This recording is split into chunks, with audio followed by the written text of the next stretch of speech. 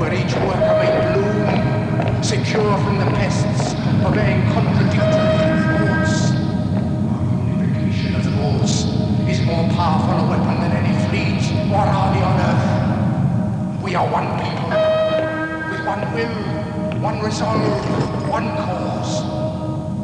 Our enemies shall talk themselves to death, and we will bury them with their own confusion.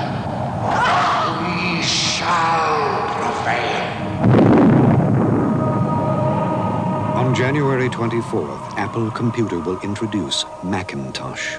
And you'll see why 1984 won't be like 1984.